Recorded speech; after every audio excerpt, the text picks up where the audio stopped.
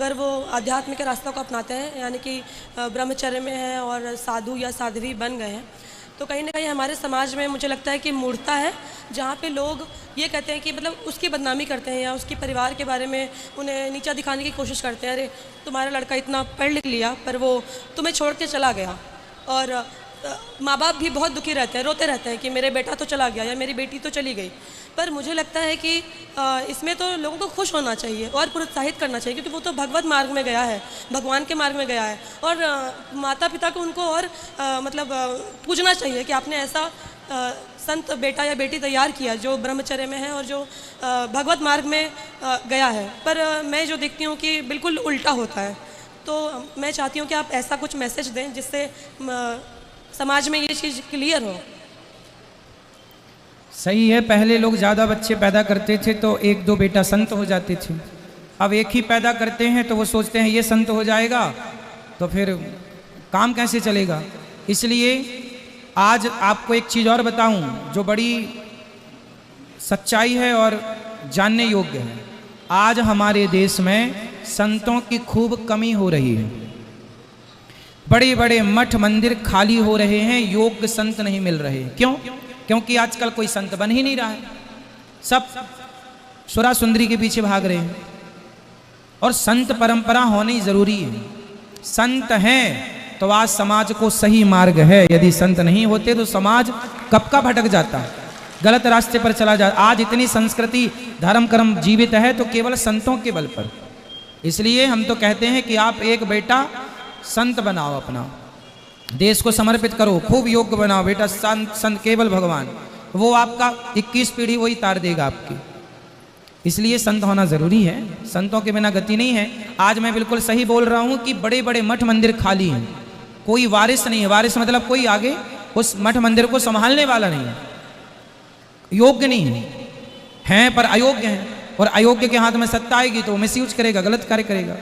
योग्य चाहिए। एक संत जी मेरे पीछे वर्षों से पड़े हैं, महाराज जी अब मैं बूढ़ा हो गया हूँ, मर जाऊंगा, और ये इतना बड़ा मंदिर है, इतना बड़ा मठ है, कौन संभालेगा इसको, कौन इसकी मंदिर है, पूजा कौन करेगा, कौन यहाँ संतों की सेवा करेगा, 4 संत रोज यहाँ आते हैं, कौन इनको पेट भरने की व्यवस्था करेगा।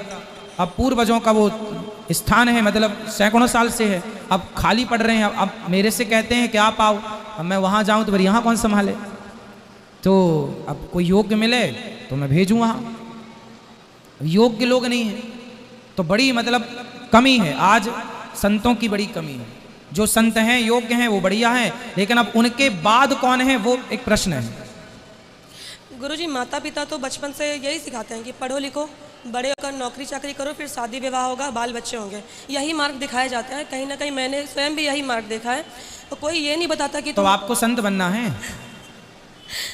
इंटरेस्टेड हूँ और कहीं ना कहीं मुझे ये कहा जाता है कि तुम ऐसा करोगी तो हमारी बहुत बदनामी होगी, रिश्तेदार क्या कहेंगे कि इतना पढ़ाया लिखा है और वो ऐसे ही हो गई।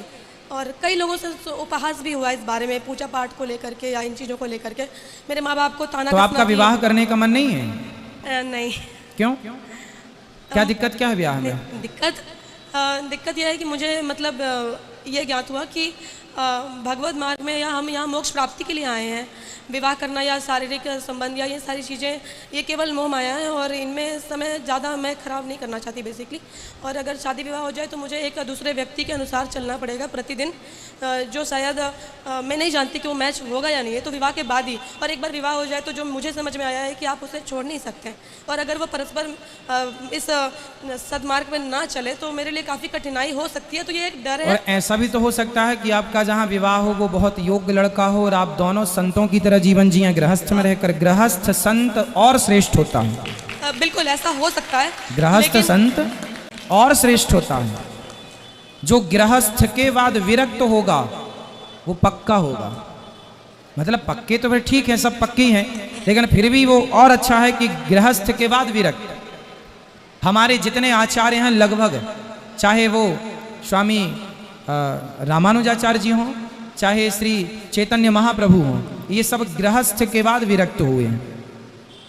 श्री चैतन्य महाप्रभु गृहस्थ के बाद विरक्त हुए। और तो विरक्ति गृहस्थ में रहकर भी हो सकती है, पति पत्नी साथ में रहें। अब वशिष्ठ जी और अरुंधति माँ पति पत्नी और देखो संत हैं। वशिष्ठ जी तो राम के गुरु हैं और गृहस्थ हैं। गार्गी और गर्गाचार्य जी भगवान कृष्ण के गुरु हैं। सांदीपनी जी और उनकी पत्नी गृहस्थ हैं, और गृहस्थ में रह करके उनसे बड़ा संत फिर कौन होगा। तो आपकी बात सही है, आपकी जगह आप ठीक है, लेकिन एक ये भी नजरिया है कि हो सकता है कि ईश्वर ने हमारे लिए एक ऐसा संत चुन रखा हो जो गृहस्थ में रहकर, क्या है कि आपका मार्ग सही है, ठीक है, लेकिन फिर भी गृहस्थ आश्रम सेफ है, अच्छा है।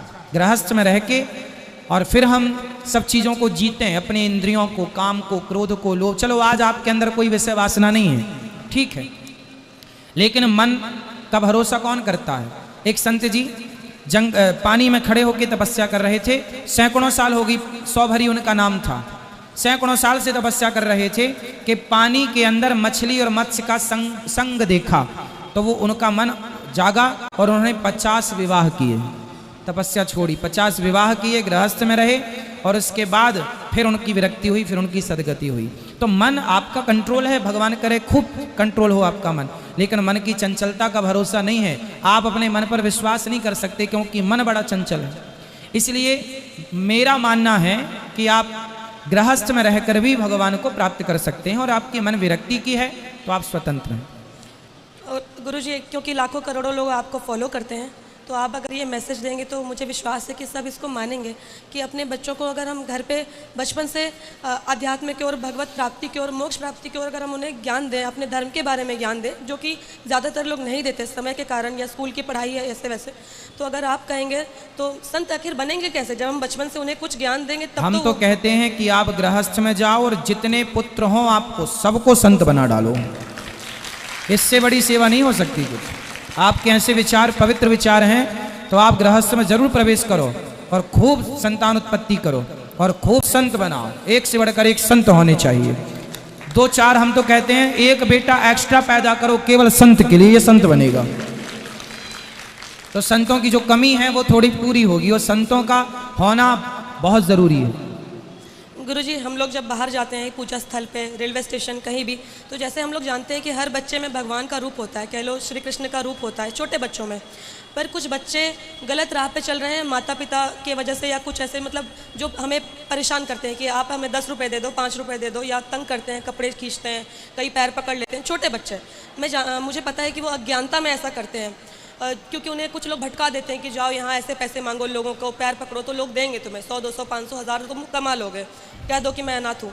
तो ऐसे सिचुएशन में मैं कई बार उन्हें मना कर देती हूँ कि नहीं, मैं नहीं दूंगी, मेरे पास होते हैं पर मैं नहीं देती, क्योंकि मैं जानती हूँ कि गलत मार्ग में चल रहे हैं। तो क्या इसका पाप पुण्य, क्या इसका पाप? छोटे छोटे बच्चों को तो आप उनसे कहो बेटा आप भीख मत मांगो, हम आपको पढ़ाते हैं, चलो आप कहाँ पढ़ना चाहेंगे वहाँ पढ़ाएंगे। पढ़ाने के लिए आप उनको, आप मतलब हर शहर में, हर चौराहे में ये बच्चों का भीख मांगने का पूरे देश की ये समस्या है। तो मैं इस पर कई बार बोल चुका हूँ कि जो उस शहर के लोग हैं, बुद्धिजीवी हैं, पढ़े लिखे हैं, आप सब एक कमेटी बनाओ और जितने भीख मांगने वाले बच्चे हैं उन सब बच्चों को कहो कि बेटा तुम्हारी जो ज़रूरतें हैं, तुम्हें कपड़ा चाहिए हम देंगे, शिक्षा चाहिए हम देंगे, चलो पढ़ो, हम तुम्हारी फीस भरेंगे, आप लोग मिलजुल के उनको पढ़ाओ लिखाओ।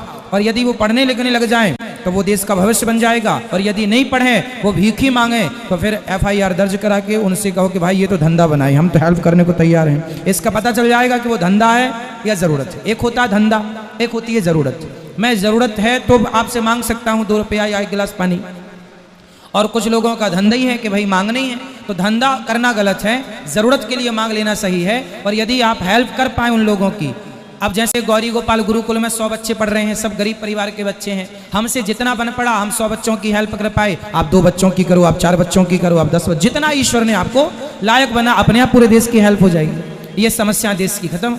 समस्याओं पर चर्चा नहीं करनी, समाधान पर चर्चा करना है कि इसका समाधान क्या है। गुरुजी, मैंने कुछ बच्चों को कहा कि चलो मैं तुम्हें पढ़ाऊंगी। हाँ, चुरा के और बच्चों को भीख मंगाने के लिए आप सब जानते हैं कि क्या क्या क्राइम हो रहा है। इसलिए चौराहे पर जो बच्चे हैं उनको आप कहो कि चलो हम तुम्हें खाना दे रहे हैं, कपड़े दे रहे हैं, पढ़ने के लिए, शिक्षा के लिए तुम्हारा सहयोग कर रहे हैं, भीख मत मांगो। यदि आपकी उनकी ये बात मंजूर है आपकी तो बहुत अच्छा है, वरना वो फ्रॉड है। राधे राधे गुरुजी, बहुत बहुत धन्यवाद। आपसे बात करके जैसे मेरा एक सपना पूरा हो गया। बहुत बहुत धन्यवाद। खुश रहिए।